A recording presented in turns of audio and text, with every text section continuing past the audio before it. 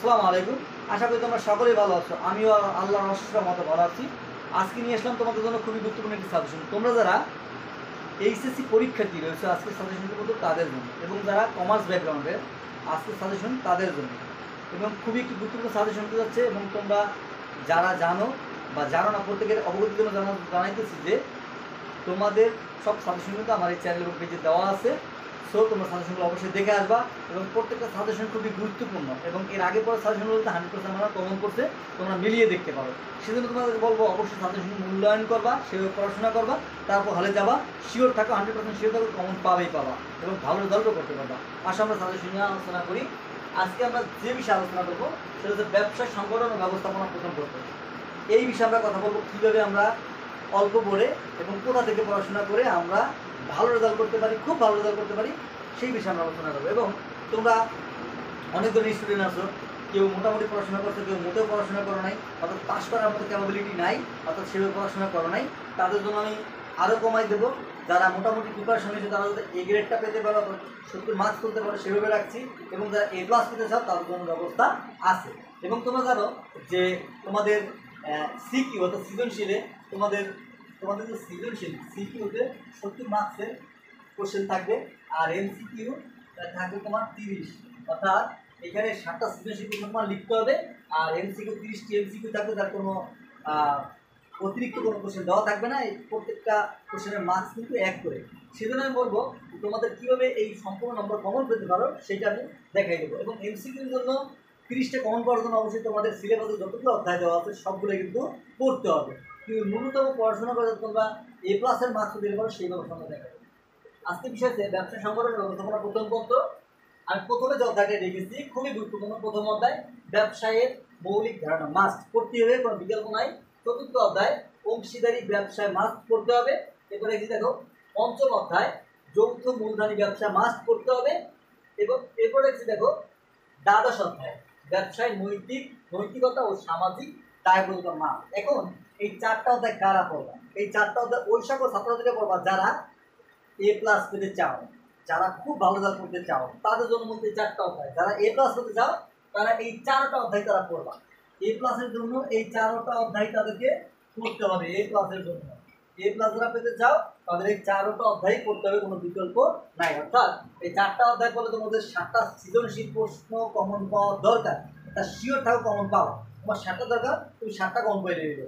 এবং তোমাদের যে মিনিমাম 20টা এমসিকিউ প্রয়োজন সেটা অবশ্যই এই 4টা অধ্যায় থেকেই পেয়ে যাবে।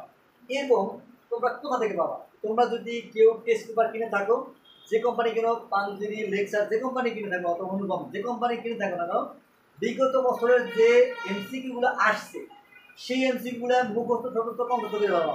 প্রত্যেকটা এমসিকিউ ওইখান থেকে তোমাদের শিওর থাকো 30টার মধ্যে মিনিমাম 20 থেকে 25টা কমন পাবাই। এবং ক এবং খ তোমরা কমন পাবা। গ ঘর জন্য তোমরা অবশ্যই তোমার যে 23 সালে যে কোশ্চেনগুলো আসছে সেইগুলো তোমরা অবশ্যই দেখে যাবে, তোমার নিজের বোর্ড সহ। হ্যাঁ, দেখে যাবে, ভালোভাবে দেখে যাবে প্রশ্নটা কীভাবে হয়, তাহলে শিওর থাকো তোমরা 100% লিখে আসতে পারবে। এখন আসলে যে আমি 4টা অধ্যায় প্রিপারেশনের মতো যে পড়াশোনা করতে আমি তা পড়তে পারিনি, তাদের জন্য আমি ব্যবস্থা রেখেছি। যারা এ গ্রেড পেতে চাও তারা মাত্র 3টা অধ্যায় পড়লে হবে। যারা এ গ্রেড পেতে চাও, 70 মার্কস কমন পেতে চাও, তারা মাত্র 3টা অধ্যায় পড়লেই হবে। কোন 3টা অধ্যায় তারা পড়বা সেটা হচ্ছে বড় বিষয়। তারা প্রথম অধ্যায়, চতুর্থ অধ্যায়, এবং তার সাথে পড়বা তোমরা পঞ্চম অধ্যায়। এই 3টা অধ্যায় যদি তোমরা পড়ো, অর্থাৎ এই যে 3টা অধ্যায়, এই 3টা অধ্যায় পড়লে তোমরা মিনিমাম এ গ্রেডের মার্কসটা তোমরা অবশ্যই কমন পাবা। কয়টা অধ্যায়? প্রথম অধ্যায় ব্যবসায় মৌলিক ধারণা, চতুর্থ অধ্যায় অংশীদারি ব্যবসায় মাস্ট, পঞ্চম অধ্যায় যৌথ মূলধনী ব্যবসায়। এই 3টা অধ্যায় পড়লে তোমাদের 70 মার্কস প্রয়োজন, তা কিন্তু অবশ্যই কমন পাবা। অথবা তোমার 5টা সৃজনশীল প্রয়োজন, তা কিন্তু 100% শিওর থাকো 5টা সৃজনশীল কমন পাবা। এবং তোমাদের এখান থেকে মিনিমাম 318টা এমসিকিউ শিওর কমন পাবা। এই সেজন্য আমি বলবো যে তোমরা অবশ্যই এই 3টা অধ্যায় গুরুত্ব সহকারে পড়াশোনা করে তারপর হলে যাবা। এখন আসো যে আমি এতগুলো পড়াশোনা করতে পারবো না, বা আমি পড়াশোনা করিনি, বা আমার মোটো প্রিপারেশন নেই, তারা যাতে আরও অল্প করে পাস করতে পারো। ন্যূনতম অর্থাৎ 24 লাগবে তোমার সিকিউতে, সৃজনশীলে তোমার 3টা কমন পাওয়া লাগবে, আর এমসিকিউতে তোমার মিনিমাম 10 পাইতে হবে। এই 33 মোট আর কি তোমার পেতে হবে, পাইলেই তুমি পাস করতে পারবো। তার জন্য ব্যবস্থা রেখেছি। তারা 2টি অধ্যায় পড়বা। এই 2টা অধ্যায় যদি না পড়তে পারো তাদেরকে আমি ছাত্র বলিয়া বা ছাত্রছাত্রী বলে গণ্য করি না, ঠিক আছে? তাইলে তোমরা কোন 2টি অধ্যায় পড়বা? এই 2টি অধ্যায় বললে পাস করতে পারো। কোন দুটি? প্রথম অধ্যায় ব্যবসায় মৌলিক ধারণা এবং চতুর্থ অধ্যায় অংশীদারি ব্যবসা।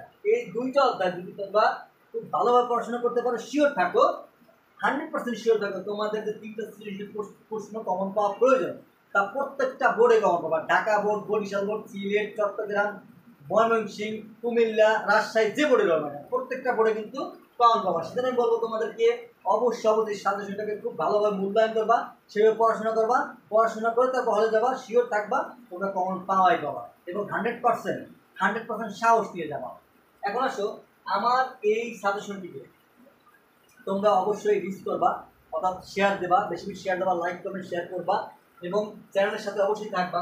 সেই সাথে পেজটাকে ফলো দিয়ে রাখবা। আমার একটা পেজ আছে ইউজ করছি, এই পেজে যাওয়ার পরে ফলো দিয়ে রাখবা এবং কোনো কিছু জানার থাকলে কমেন্টের মধ্যে অবশ্যই জানাবা, আমি অবশ্যই তার অ্যান্সার দেওয়ার চেষ্টা করবো।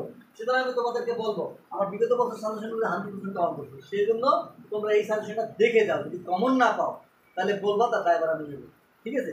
তাহলে তোমরা তোমাদের কাছে সাজেশনটা ফেলে দিতে পারছি। খোদা হাফেজ, ভালো থাকো।